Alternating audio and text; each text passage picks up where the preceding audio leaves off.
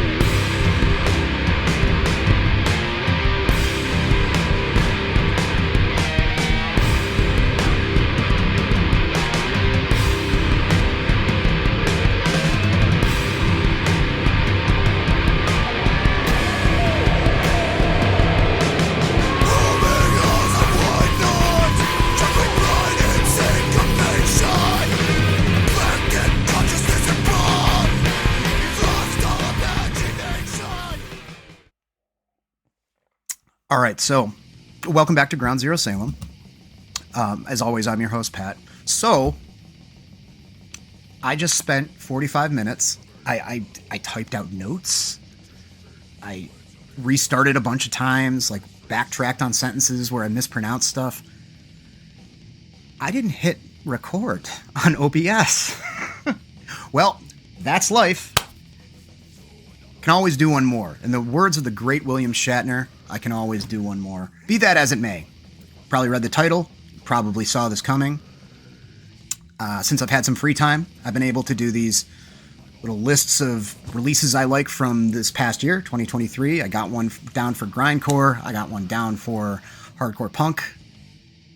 Some of you might have been saying, are you going to do death metal? Is there a death metal or death and black metal? An extreme metal one? How about that, Pat? You going to do that? Yes, I am. Yes. I kind of gathered up a bunch of stuff. Surprisingly, I was like, yep, these 10. There's a few that were kind of competing to get in there. Mostly, I haven't absorbed them enough to really talk about them that much. The new Panopticon is, of course, great. And the new Mortuary Drape is really good. The new Morty Drapes, if you will. But I feel like those deserve a couple more spins before I pontificate about them. So, I have 10 death and black metal releases.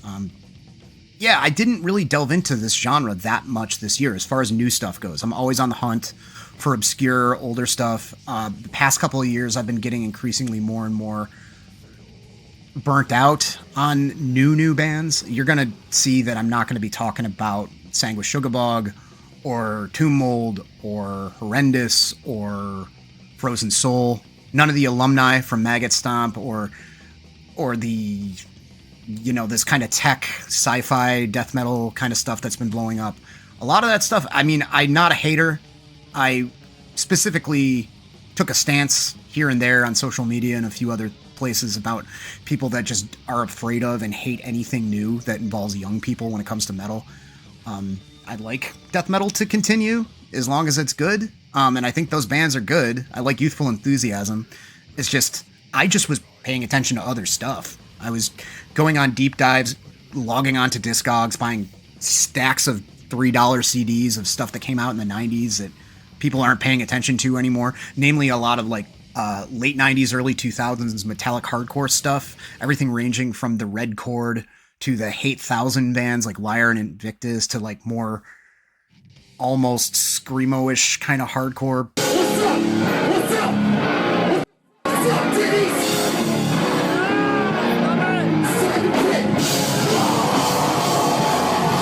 Pre-makeup screamo-ish kind of hardcore. Like, I don't know if All Else Failed is considered that, but that and Anodyne and noisecore stuff like Knut from Seattle. I go on these weird obsessive deep dives and I kind of don't pay attention to what's going on in the outside world a lot of the time. So no hate towards these younger bands, and I'll probably check that stuff out. I talked about all their previous releases on the channel in years past, but I just kind of wasn't that curious about how those records are. Hopefully that doesn't sound too crappy, but it's just wasn't my thing this year. I did buy a handful of newer death metal records, but I noticed that a common thread running between all of them were seasoned musicians. one or two of these bands have been around for a grip. Most of them are newer bands, but are people that have been at this craft for several decades at this point, and you can tell by how well the songs are composed. So that wasn't a deliberate thing. It just realized that looking at this stack of, at least the death metal side of this stack, that's definitely true. That, I've got some black metal stuff. I've got one or two that could be classified as both, probably. And then one real wild card. But I don't want to get ahead of myself. Let's get into my 10 favorite records from this year in the genre of death and black metal, genres of death and black metal, in no particular order, because this isn't Mojo.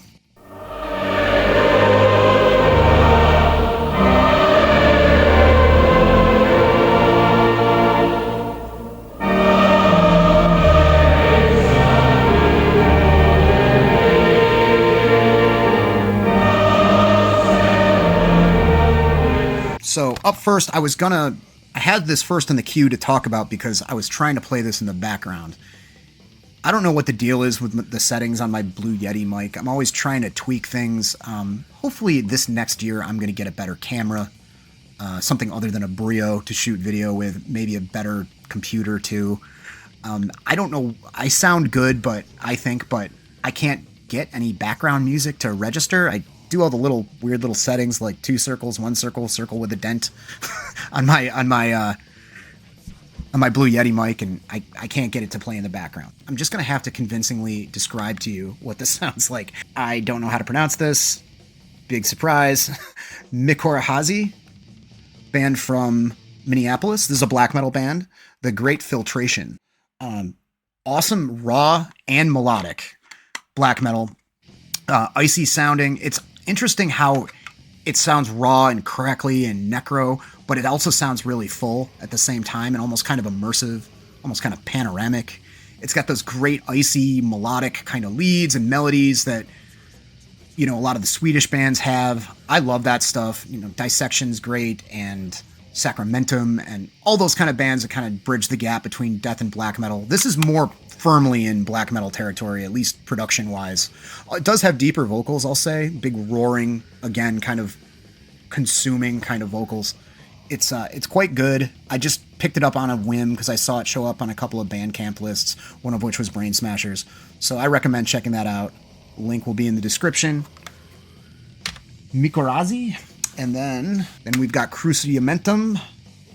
Obsidian Reflections came out on Profound Lore this year. I was super excited to see this drop.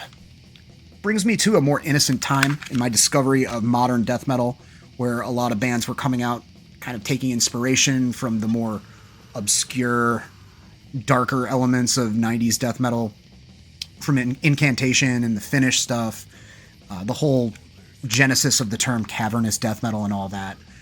You know, we had these guys, we had Dead Congregation, Father Befouled started around then, Crypts, you know, stuff like that. There's a big groundswell of like really awesome death metal between like 2008, 2009, and 2015. And that was the last year Cruciamentum had anything that came out, Carnal Passages, which was an incredible record. And I was just pleased as punch to see this come out. Originally, this band were British, but now they have an American member in their ranks, which is Matt Hefner from Cemeterian. He plays in Imprecation 2, I believe. A bunch of bands from Texas guy. And this picks up where they left off. They don't lose a beat. It's very dark and twisted and labyrinthine, but it's got riffs all over it. Discernible, delicious, heavy riffs. Sinister melody here and there. Doomy elements. One moment actually reminded me of that sort of disembowelment thing that a lot of bands are fond of doing nowadays, with the really serene kind of echoey moments with growls over it, but they don't really execute it the same way as Worm or Spectral Voice. It kind of feels like a slight nod to the originals, but they're kind of doing their own thing with it during that passage, during that carnal passage. Overall, awesome. They managed to kind of be all over the map in terms of speed and approach and even like atmosphere and feeling, but it's all one cohesive, heavy piece of death metal. Super enjoyable. Another gloomy, heavy, crushing, excellent death metal band. It's been around the longest out of all these. Deteriorot, The Rebirth, originally from Jersey. Now they reside in nearby Charlotte, North Carolina. I want to say I've seen Paul at shows, but I'm socially awkward, so I don't introduce myself to anybody. This is great. I had the compilation of all their earlier stuff, Echoes from Beneath, I think it's called. Compilation of all their earlier stuff from the 90s, and that stuff's great. I know that there's a lot of like kind of transitional stuff on that material where it's a little bit more thrashy, if I'm remembering right. I need to backtrack and check out the couple of records that they have in between. It seems like they put out an album every 10 years or so. Their last one was in 2010. This is very, very heavy, churning mid-pace stuff. There's occasionally some blasting on it. It almost reminds me of like the very early Cyanide records, but if they kind of switched things up a bit more, you know, it wasn't just one trudge all the way through. Not that I think that's charming about those records. It's what I like about them. But if Cyanide kind of mixed it up a little bit more, there's some kind of finished stuff going on with it. The guitar tone is pretty abrasive, but it's not quite HM2. Musically, it sounds like if somebody took a few chunks of Scandinavia, like Finland and that island that Grave is from, and just dropped them in the middle of Milwaukee. Because there's all that like steamrolling heavy Milwaukee stuff, like Mortis Skuld and all that, you know? I feel like that's kind of the sound that they achieve with this, and it's really desperate, like just ragged fucking growls on this too. Really, really good. Enjoyed that quite a bit. We've got Majesties, Vast Reaches, Unclaimed. Came out on $20 spin. If you didn't know, this is a project involving Tanner from Obsidian. This is mellow death stuff, melodic death metal, very tasteful, well executed melodic death metal. I'm choosy about that genre. I do like, you know, the staples of it. I like All at the Gates. More so Red in the Sky is Ours than Slaughter of the Soul, but I like Slaughter of the Soul. After going back to that record, after not listening to it for a long time because I was burnt out on stuff that sounded like that, it is a pretty good record, borderline masterpiece. Some would say definite masterpiece. But I also like the first Dark Tranquility record quite a bit. Early In Flames, stuff like that, stuff like Unanimated, you know, stuff along those lines. You know, I'm not an expert on that. I need to go back and check out the Metallurgy episode that has these folks on it talking about all their influences, because I felt like that was a masterclass in all that melodic stuff, and I think there's a lot more to dig into that I haven't yet. I'm probably due for another deep dive and wasting tons of money on Discogs. Anyway, I digress. I'm getting way off topic here. The music on this is killer. You can tell, and if you know Obsidian, you know Tanner is a multi-talented, multi-instrumentalist.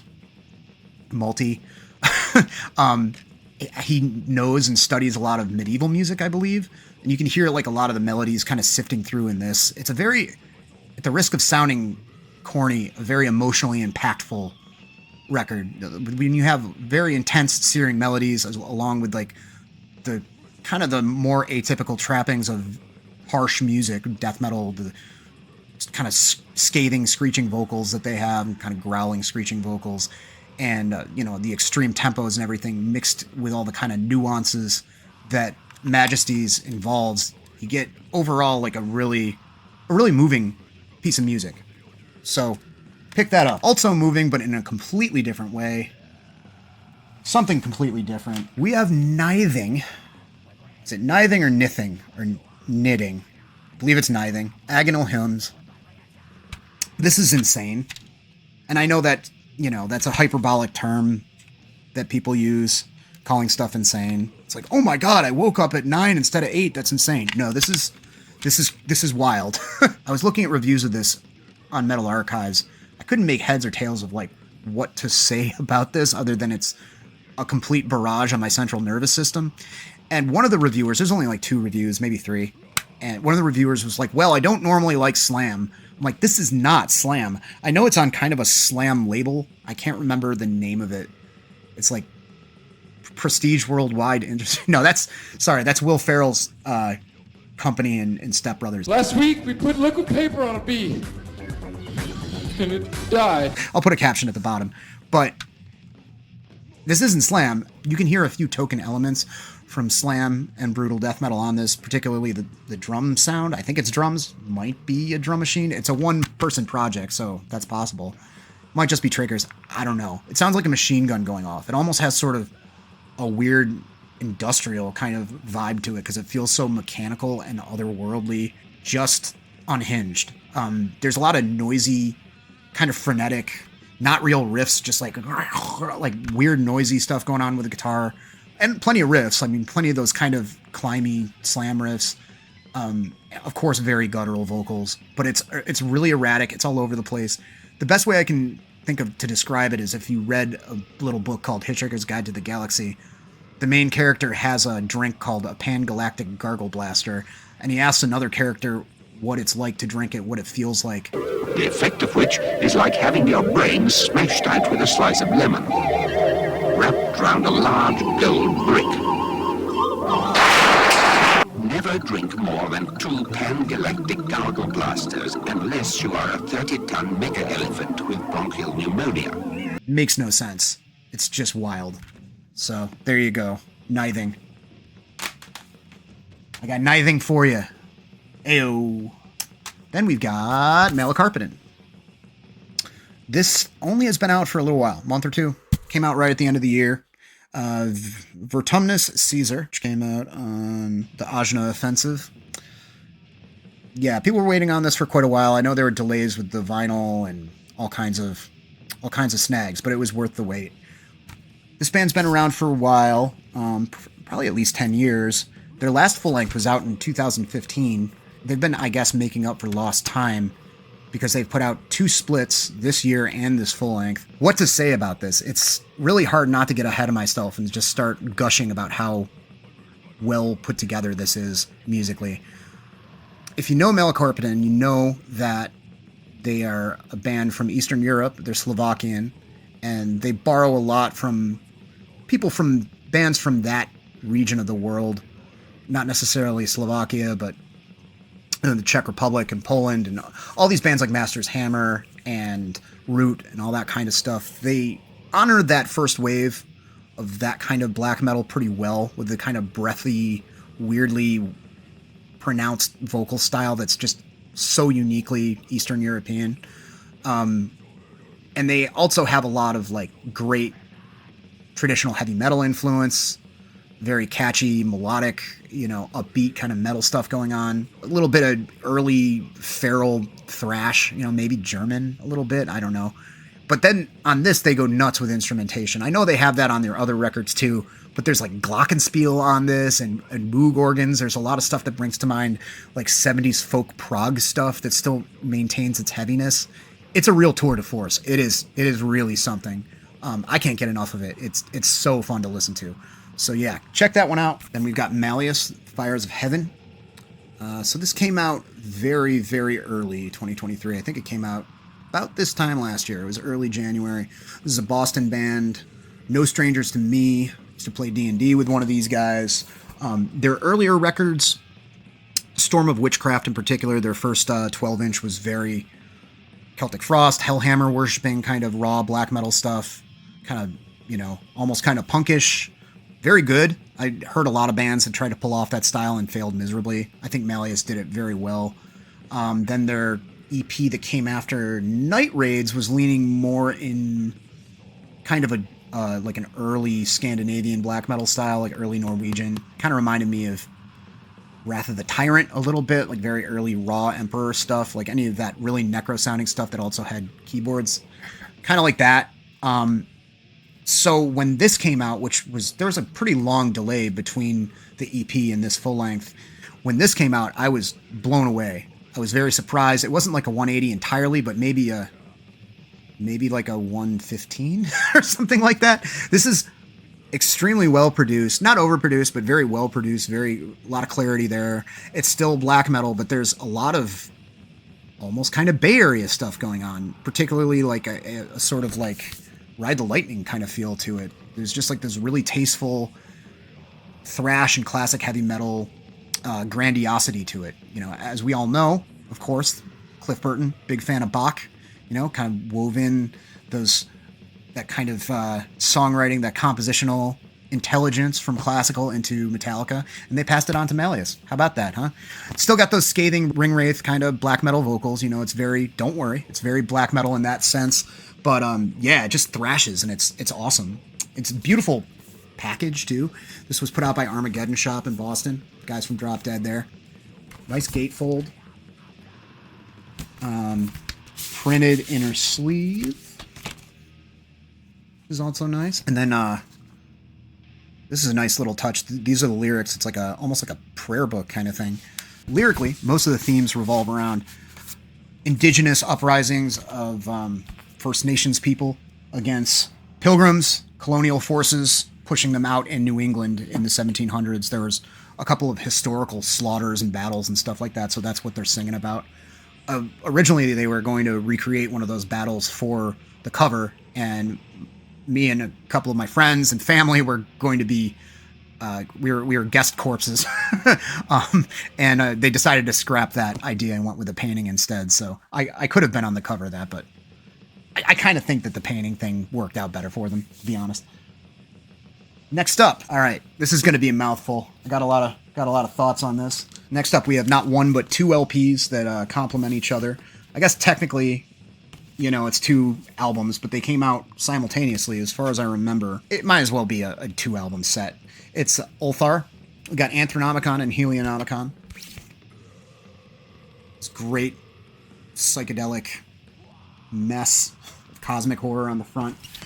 I've liked everything Ulthar's done.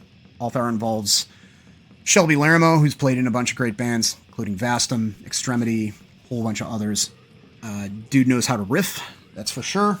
And I've always been fascinated with their sound because it's so much like a style of death metal. Their earlier records definitely were a style of death metal that I tried to get into and just was too dumb to. It was like that. A lot of that stuff on Dark Descent that involves like a lot of discordant or dissonant kind of structures. Bands like Portal, Phobocosm, stuff like that. I feel like, Ulthar's not doing the same thing, especially on these, not doing the same thing or anything really similar to that at all. But I think the earlier records kind of had certain stylistic similarities, but they were like, oh yeah, here's playing riffs, death metal riffs through a dimensional portal like these bands are doing, but we're going to make the riffs really catchy and fun to listen to.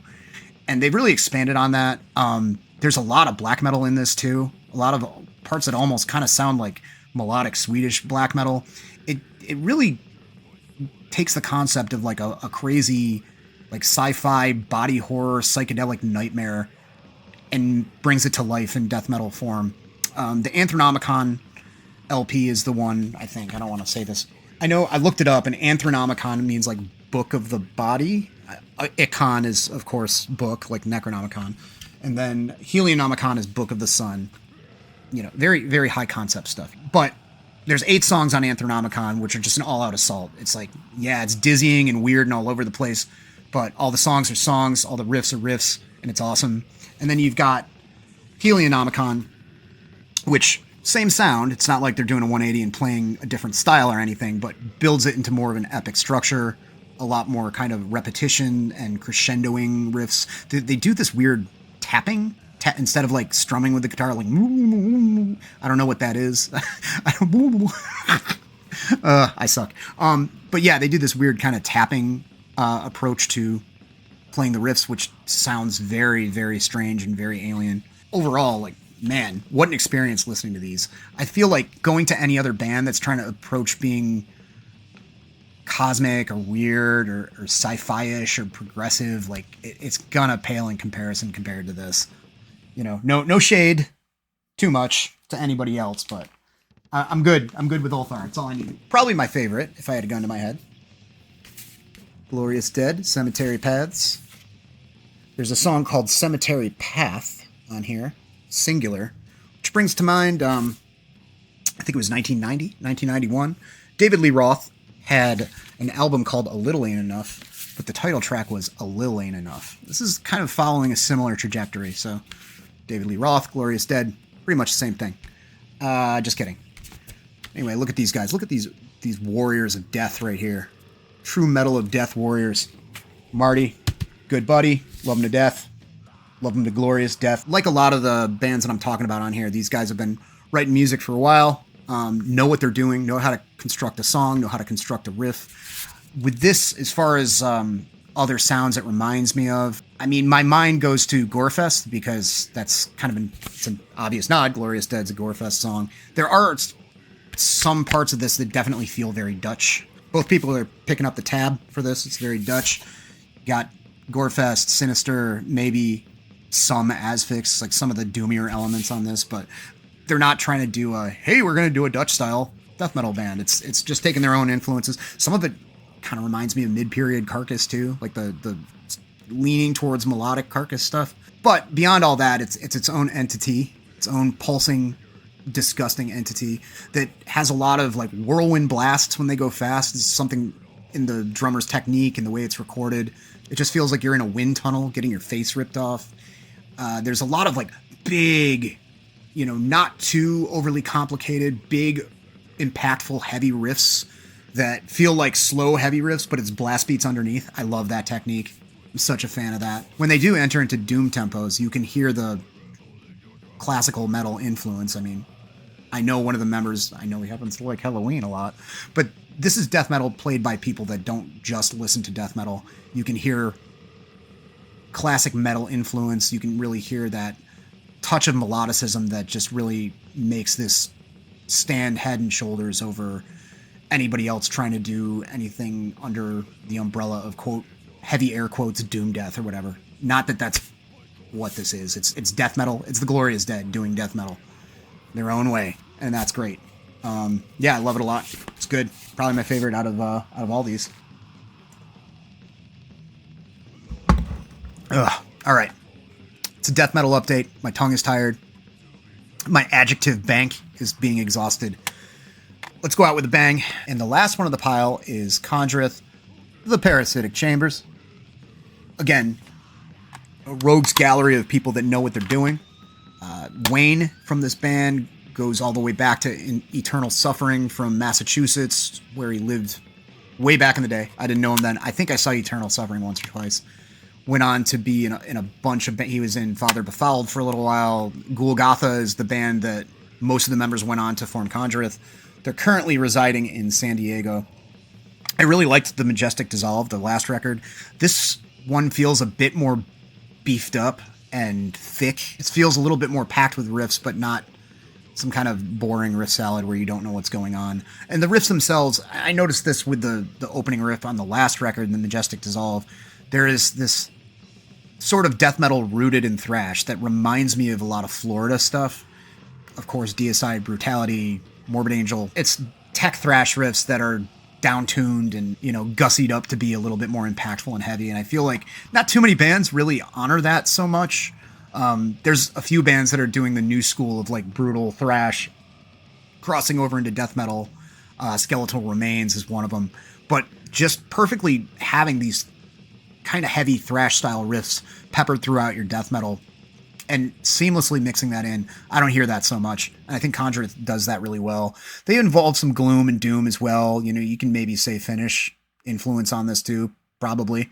But it's, again, can't really say it sounds directly like any one band or any one scene. And that's what I want. I want stuff that sounds like it's from the 90s, but not like a specific band from the 90s. I want Uncanny Valley 90s, a band that hopped in a time machine that I've never heard of, and maybe with a touch of slightly more modern recording so I can hear what's going on. Conjureth, Glorious Dead, Cruciamentum, Deteriorot, they all do that especially well. I'm very impressed by all those bands, and that's why they're on my list. Okay. I'm still recording. Good. Jesus. I got one more of these in mind. It might happen. I'm probably cursing myself now. But I've got one more of odds and ends and a few other things I want to talk about. And then hopefully I can keep the momentum going to do at least one of these once a week on the weekends when I'm not working. It's been a pleasure. I mean, I've been really happy. I've been getting a lot of engagement and people checking out the past two updates that I've done. Lots and lots of eyeballs on it. Again, by my channel's standards. It's not like I'm Mr. Beast over here. But I want to thank everybody that's subscribed. A whole crop of new subscribers. That's been really cool. Don't be a stranger. Constructive criticism. Say what's up. All that good stuff. I'm here to chat, talk about metal, talk about hardcore. We could talk about old video games. That'll be fun. I'm starting to babble, so I'm just going to sign out. Have a good rest of your weekend. Enjoy your day off tomorrow. Pat GZS out.